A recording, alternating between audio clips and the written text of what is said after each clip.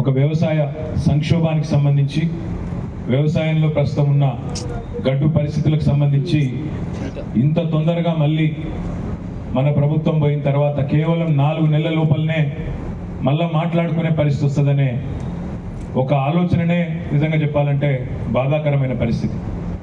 మన పార్టీ అధ్యక్షులు పెద్దలు కేసీఆర్ గారు ఈ 7-10 వయసులో తనకు ఆరోగ్యం బాగాలేకపోయినా బయట ఎర్రటి ఎండలున్నా ఇవాళ ఒక దిక్కు జనగామ జిల్లా, సూర్యాపేట జిల్లా, నల్లగొండ జిల్లా, నిన్న కరీంనగర్ జిల్లా, రాజన్న సిరిసిల్ల జిల్లాకు ఈ వయసులో కూడా 5 జిల్లాలకు పోయి తాను స్వయంగా రైతులను కలిసి నేనున్నా మీకోసం అని ధైర్యం ఇస్తే మరి వారి బాటలో ఇవాళ మనందరం కూడా రాష్ట్రంలోని అన్ని శాసనసభ నియోజకవర్గాల్లో వేల సంఖ్యలో ఎక్కడికక్కడ మన గులాబీ దండు రైతన్నలకు మేము కూడా ఉన్నాం, ఈ ప్రభుత్వం మెడలు వంచుతామని చెప్పి ఈరోజు బ్రహ్మాండంగా అన్ని నియోజకవర్గాల్లో కూడా దీక్షలు చేస్తున్న మా బీఆర్ఎస్ పార్టీ గులాబీ దండు మొత్తానికి నా శిరస్సు వంచి హృదయపూర్వకంగా మీ అందరికీ ధన్యవాదాలు. నిన్నగాక మొన్న నేను వికారాబాద్ పోయింది. వికారాబాద్ పోతే అక్కడ మీటింగ్కి పోతే టైం ఉంది, కొద్దిసేపు ఆగుండ్రి అంటే ఒక ఛాయ్ హోటల్ కాడ కూర్చున్నాం. ఛాయ్ హోటల్ కాడ కూర్చుంటే అక్కడ ఒక పెద్ద మనిషి కలిసిండు, లక్ష్మయ్య అని ఒక రైతు. ఉత్తగానే మాట్లాడుకుంటూ కూర్చున్నాం కొద్దిసేపు. ఇప్పుడు మన రాములన్న మాట్లాడినట్టే ఆయన కూడా అన్ని కుల్లా చెప్పిండు. ఏం లక్ష్మయ్య మొదట ఓటు ఎక్కడేసినామన్నా అని అడిగిన నేను. నిజం చెప్పమంటావా అన్నాడు. నిజమే చెప్పు అన్న. ఆడ ఓడిపోయినాం మనం వికారాబాద్లో. నాకు ముందే అనుమానం ఉండే, నేను కాంగ్రెస్కే ఓటేసిన అన్నాడు. మరి ఏమైంది, కాంగ్రెస్కి ఓటేసినావు కదా, ఏమింది, ఎందుకు వేసినావు అని అడిగిన. ఎందుకు వేసినావు ఏమున్నది, 15,000 ఇస్తా అన్నాడు, కౌలు రైతులకు సాయం చేస్తా అన్నాడు.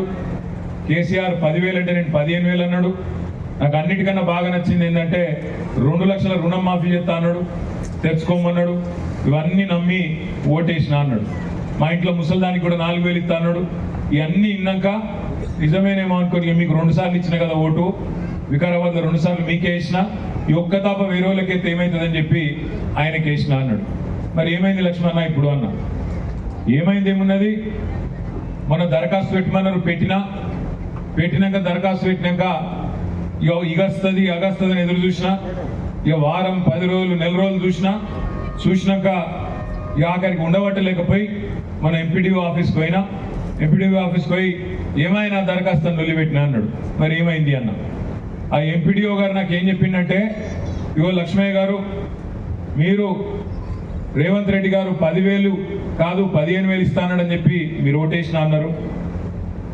మీకు 2 లక్షల రుణమాఫీ అని ఓటేసిన అన్నారు. 500 బోనస్ అనుకొని ఓటేసిన అన్నారు. ఇక అవన్నీ అయ్యే వరకు టైం పడుతుంది. కానీ ఇప్పుడు నీకోసం రేవంత్ రెడ్డి గారు బయట ఒక బ్రహ్మాండమైన బర్రెను ఆడ బయట ఆఫీసులు ఉన్నది, నీకోసమే పంపించిండు, తీసుకుపోవని చెప్పిండు అన్నాడు. నేను సంతోషంగా సరే రుణమాఫీ కాకపోతే ఏంది, మంచిగా నాకు 15,000 రాకపోతే ఏంది, బోనస్ రాకపోతే ఏంది, కనీసం మంచి బర్రెనైతే వచ్చిందని చెప్పి ఆ బర్రెని తీసుకున్నా. బయట రాగానే బర్రె కనబడ్డది, దాన్ని పట్టుకొని తీసుకొని ఇంటికి తీసుకుపోయినా అని చెప్పిండు. ఇంటికి పోయినాక ఏమైందన్నా అన్న. ఇంటికి పోయినాక సాయంత్రం పోయినా నా భార్యకు చెప్పినా, ఇగో బ్రహ్మాండమైన బర్రె మన కోసం రేవంత్ రెడ్డి పంపిండు, బయట కట్టేసిన, నువ్వు పోయి పాలు పిండిపో, బాగా పాలిస్తుందట అని చెప్పి మంచి బకెట్ బందోబస్తు బకెట్ ఇచ్చిన, పాలు పిండిపోమని పంపించిన అన్నాడు. మరి ఏమైంది తర్వాత అన్న.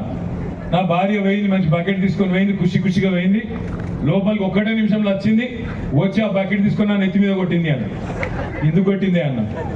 ఎక్కడన్నా ప్రపంచంలో దున్నపోతు పాలిస్తాదురా, దున్నపోతు నన్ను తిట్టింది, ఏం చేయాలి నేను అన్నాడు. మరి నేను ఇదంతా ఎందుకు చెప్తున్నా మీకంటే,